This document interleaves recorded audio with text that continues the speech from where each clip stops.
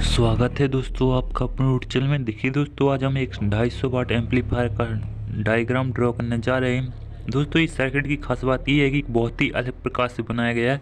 आपने जो भी क्लास ए बी के एम्पलीफायर डायग्राम देखे होंगे वो थी, लेकिन इस सर्किट का डायग्राम बहुत ही अलग है, जो कि आप वीडियो में देखेंगे आगे। तो दोस्तों वीडियो को पूरा देखिएगा, और अभी तक आपने मेरे चैनल को सब्सक्राइब नहीं किया तो सब्सक्राइब भी कर लीजिएगा। तो दोस्तों चलिए चलते हैं वीडियो में आगे की ओर। दोस्तों हमने एक 45 वोल्ट माइनस और 45 वोल्ट प्लस सप्लाई ड्रॉ कर ली है। दोस्तों इसी के बीच में हम इसमें डायग्राम में सारे कंपोनेंट लगाने वाले हैं। देखिए दोस्तों, ये प्लस 45 वोल्ट की सप्लाई है जो कि मैंने रेड पेन से ड्रॉ की है। दोस्तों ये माइनस 45 वोल्ट की सप्लाई है जो कि मैंने एक ब्लू यानी नीले कलर से ड्रॉ की है।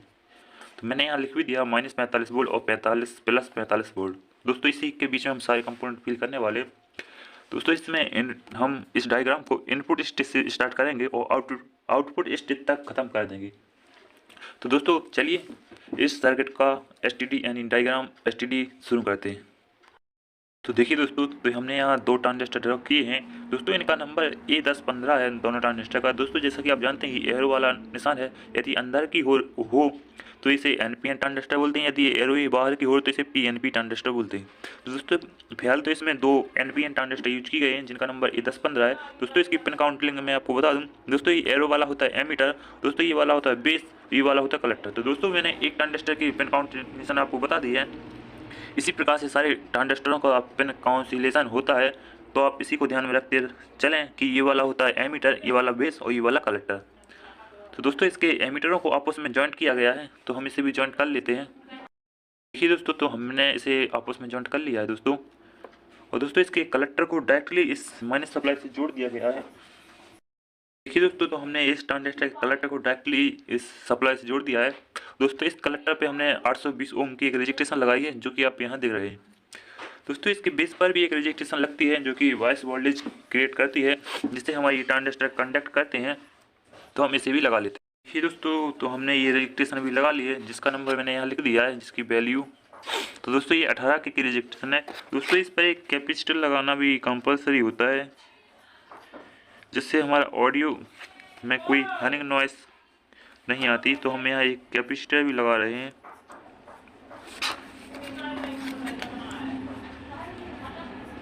तो देखिए दोस्तों, तो यहाँ हमने कैपेसिटर लगा लिया है। दोस्तों इसकी वैल्यू मैं यहाँ लिख दूँ, ये 2.2 UF का कैपेसिटर है। आप इसे 45-50 वोल्ट के लगभग रख सकते हैं या फिर इससे कम भी रख सकते हैं। दोस्तों यदि हम इसके एमीटरों को डायरेक्टली प्लस सप्लाई से जोड़ दें तो इसके इन ट्रांजिस्टरों के अंदर बहुत ज़्यादा करंट फ्लो होगा और ये ट्रांजिस्टर फेल हो जाएंगे। तो दोस्तों इसके लिए हमें एक वोल्टेज रेगुलेटर सप्लाई का अरेंजमेंट करना होगा। तो दोस्तों वैसे तो हम कई मेथड यूज करते हैं, जैसे कि रिस्ट्रिक्शन मेथड, जिसमें हम एक जीना डायोड लगाकर वोल्टेज को क्लैंप कर देते हैं। लेकिन दोस्तों यहाँ हम एक ट्रांजिस्टर मेथड का यूज करने वाले हैं जो कि बहुत ही अलग तरीके से इस सर्किट में डिजाइन किया गया है। तो वो आप देखिए किस प्रकार से इसमें डिजाइन किया गया है। देखिए दोस्तों, हमने एक और ट्रांजिस्टर यहाँ लगा लिया है। दोस्तों इसके कलेक्टर को इसके एमीटरों से आपस में डायरेक्टली ही जॉइंट कर दिया गया है। तो हमने इसे डायरेक्टली जोड़ दिया है दोस्तों, और इसके एमीटर को 270 ओम की रजिस्ट्रेशन से इस प्लस वाली सप्लाई से जोड़ा गया है। दोस्तों यहाँ हमने 270 ओम का रजिस्ट्रेशन भी लगा लिया है। दोस्तों जब तक इस ट्रांजिस्टर के बेस पर कोई वोल्टेज नहीं देंगे तब तक ये ट्रांजिस्टर कंडक्ट नहीं करेगा। तो इसके लिए हमें बायस वोल्टेज क्रिएट करके इस ट्रांजिस्टर पे देना, इसके बेस पर देना होगा, तभी ये ट्रांजिस्टर कंडक्ट करेगा और हमें यहाँ पर 0.7 वोल्ट मिलेंगे। दोस्तों इसके प्लस सप्लाई से इसके बेस पर दो डायोड लगाए हैं। तो दोस्तों इसका नंबर IN4007 है। तो मैंने इसका नंबर भी यहाँ लिख दिया है। थोड़ा आपको क्लियर नजर नहीं आ रहा तो मैं इसका नंबर एक बार यहाँ भी लिख दूँ। देखिए दोस्तों, आपको नंबर अब क्लियर हो चुका होगा। दोस्तों यदि हम इस बोर्ड में अब पावर सप्लाई दें तो यहाँ पर बहुत ज़्यादा करंट फ्लो होगा और ये ट्रांजिस्टर में यहाँ भी बहुत ज़्यादा करंट फ्लो करेगा ये ट्रांजिस्टर, तो ये ट्रांजिस्टर ख़राब हो जाएंगे। तो हमें यहाँ एक लोड रजिस्ट्रेशन लगाने की ज़रूरत होती है, तो हम इसे लोड रजिस्ट्रेशन भी लगा लेते हैं। तो देखिए दोस्तों, तो हमने यहाँ पे एक 10K की रजिस्ट्रेशन लगाई है जो कि डायरेक्टली ग्राउंड से जुड़ी हुई है। मैंने ग्राउंड का सिंबल यहाँ बना दिया है। दोस्तों अब इस ट्रांजिस्टर के बेस पर करीब 1 वोल्ट मिलेगा। दोस्तों ये करीब 0.2 वोल्ट ड्रॉप करेगा और फिर यहाँ 0.7 वोल्ट आपको आउटपुट में देगा और इस ट्रांजिस्टर को कंडक्ट करेगा। यानी यहाँ 0.7 वोल्ट आएंगे और इस दोनों ट्रांजिस्टर कंडक्ट होंगे।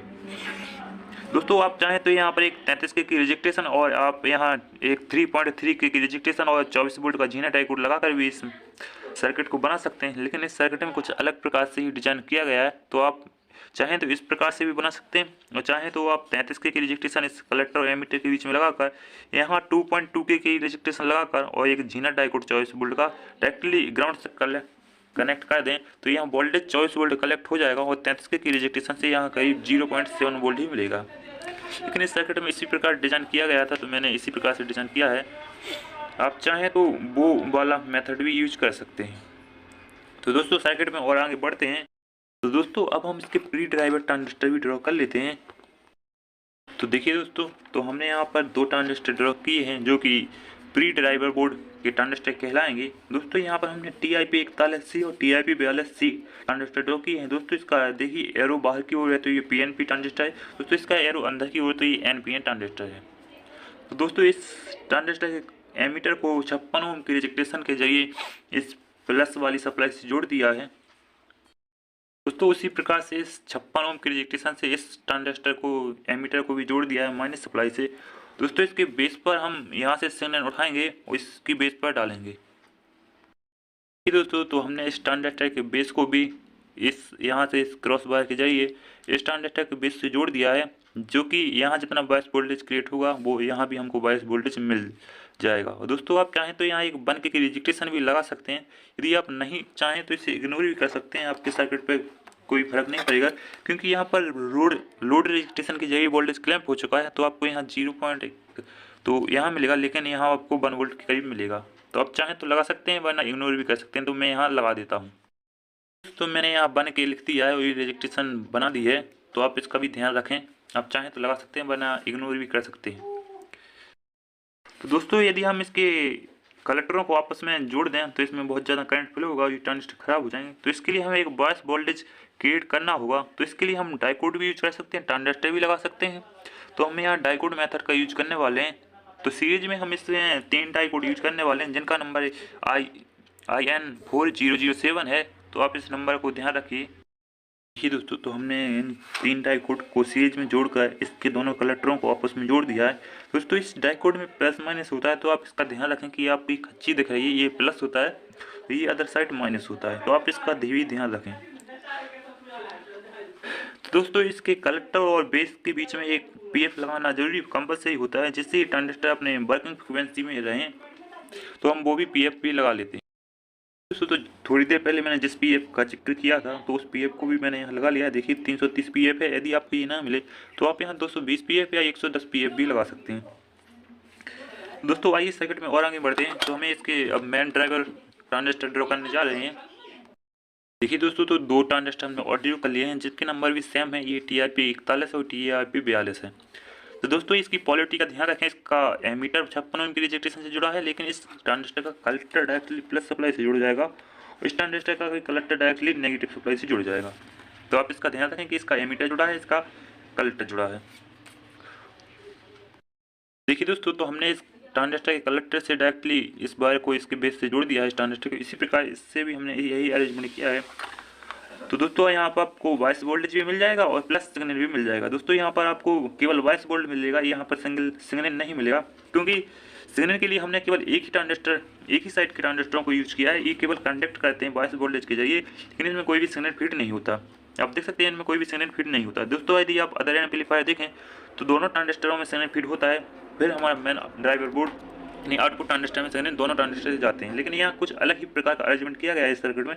तो आप इसका भी ध्यान रखें क्योंकि यदि आपके पास कोई ऐसा एम्पलीफायर रिपेयरिंग करने के लिए आ जाए तो आप उसको आसानी से रिपेयर कर सकते हैं इस सर्किट की इस डायग्राम की मदद से। देखिए दोस्तों, तो हम यहाँ आउटपुट ट्रांजिस्टर ड्रॉ करने जा रहे हैं। तो हम यहाँ एक ही पेयर आउटपुट ट्रांजिस्टर ड्रॉ करके आपको बता रहे हैं। आप चाहें तो इसमें और पेयर आउटपुट ट्रांजिस्टर लगा सकते हैं, लेकिन आप इसमें 3 पेयर से ज़्यादा ना लगाएं क्योंकि इससे ज़्यादा ये ट्रांजिस्टर आउटपुट नहीं देगा, क्योंकि इसका वोल्टेज भी इतना ज़्यादा नहीं है कि आपको ये 500 वाट के करीब आउटपुट दे सके। दोस्तों तो हमने 2 ट्रांजिस्टर और भी ड्रॉ कर लिए हैं जो कि आउटपुट ट्रांजिस्टर हमारे हैं। तो दोस्तों यहाँ पर 1941 और यहाँ पर 2SC 5200 यूज किए गए हैं। तो मैंने यहाँ इसका नंबर भी लिख दिया है। तो दोस्तों इसके कलेक्टर को डायरेक्टली सप्लाई से जोड़ा जाता है, जैसा कि आप हर सर्किट में जानते हैं। दोस्तों इसके एमीटरों के बीच में रिजेक्टेशन की लगती है, तो हम उसे भी लगा लेते हैं। देखिए दोस्तों, तो ये मैंने फीडबैक की भी लाइन ड्रॉ कर ली है।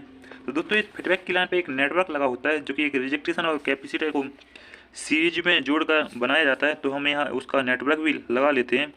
तो देखिए दोस्तों, तो मैंने यहाँ एक कैपेसिटर यानी एक नेट रिजेक्टेशन और ये एक कैपेसिटर ड्रॉ कर दिया है। तो दोस्तों इस रिजेक्टेशन की वैल्यू यहाँ 330 ओम है और दोस्तों इस कैपेसिटर की वैल्यू यहाँ पर 100 यूफ रखी गई है। आप वोल्टेज सर्किट के वोल्टेज के हिसाब से 50 वोल्ट तो से ज़्यादा ही रखें। UF दोस्तों इसी प्रकार इसके बेस में भी एक 100 ओम की रिजेक्टेशन के जरिए इसको भी इस फीडबैक वाली लाइन से जोड़ा गया है। तो मैं यहाँ पे एक 100 ओम का रिजेक्टेशन लगा देता हूँ। हाँ, तो देखिए दोस्तों, तो हमने इसके बेस को 100 ओम की रिजेक्टेशन यहाँ और 100 ओम की रिजेक्टेशन यहाँ। दोस्तों ये मेरे से थोड़ी पेन चल गई थी, तो मैंने इस प्रकार से इसे ड्रॉ कर दिया है। तो यहाँ रखें 100 ओम की रिजेक्टेशन और 100 ओम की ईयर इस प्रकार, और इस प्रकार से हमने यहाँ 100 ओम की रिजेक्टेशन लगा लिया और इसे फीडबैक वाले पॉइंट से जोड़ दिया है। दोस्तों अब इसमें कुछ अलग प्रकार से अरेंजमेंट किया जाता है। दोस्तों पहले हम इसी में 100 ओम की रिजेक्टेशन से सप्लाई इस ड्राइवर ट्रांजिस्टर में ही 100 ओम की रिजेक्टेशन लगाकर फीडबैक वाले पॉइंट से जोड़ देते हैं। फिर इसके बाद इसमें सिग्नल फिट करते हैं। लेकिन यहाँ हमने इस सर्किट में इस प्रकार से अरेंजमेंट किया गया है। दोस्तों इसके बाद इस ट्रांजिस्टर के एमीटर से जो भी सिग्नल मिलेगा उसे 6.8 ओम की रिजेक्टेशन के जरिए इस ट्रांजिस्टर के बेस को दिया। तो इसके बाद ये हमारी फीडबैक वाली पॉइंट होती है, इस पर आप स्पीकर जोड़ते हैं। दोस्तों इसमें एक जुगल नेटवर्क भी लगा होता है, यदि आप चाहें तो इसे भी लगा सकते हैं। तो इसके में एक PF लगा होता है जिसे आप 104 लगा सकते हैं। एक 10 की रिजेक्टेशन भी लगा सकते हैं, 1 वाट या 2 वाट। 10 ओम की रिजेक्टेशन आप चाहें तो यहाँ 1 वाट भी लगा सकते हैं और चाहें तो 2 वाट भी लगा सकते हैं, और आप इसे डायरेक्टली ग्राउंड से जोड़ दें। दोस्तों ये सर्किट हमारा कंप्लीट हुआ। इसी प्रकार से ये सर्किट डिजाइन किया गया था। मैं आपसे रिक्वायरमेंट करूँगा कि आप इस सर्किट को ना बनाएं, क्योंकि ये बहुत ही कट है। आप इस सर्किट को ना बनाएं। हाँ, इसको आप 1-2 बार वीडियो देख लें, जिससे आपको इसका नॉलेज हो जाए। और यदि आपके पास इस प्रकार का कोई एम्पलीफायर रिपेयर के लिए आता है तो आप उसे आसानी से रिपेयर कर सकते हैं। दोस्तों यदि आप किसी सर्किट को बनाना ही चाहते हैं तो मैंने ऑलरेडी पहले 250 वाट एम्पलीफायर डायग्राम की एक वीडियो अपलोड कर दी है। वो सर्किट में जनरल कंपोनेंट यूज करे गए हैं। दोस्तों ये ट्रांजिस्टर भी आपको थोड़ा मिलना मुश्किल है, क्योंकि ये लोकल मार्केट में आसानी से नहीं मिलते, तो आप उस डायग्राम को ही बनाएं। तो दोस्तों वीडियो कैसा लगा कमेंट में ज़रूर बताइएगा। मिलते हैं किसी अन्य वीडियो में, जब तक के लिए बाय बाय।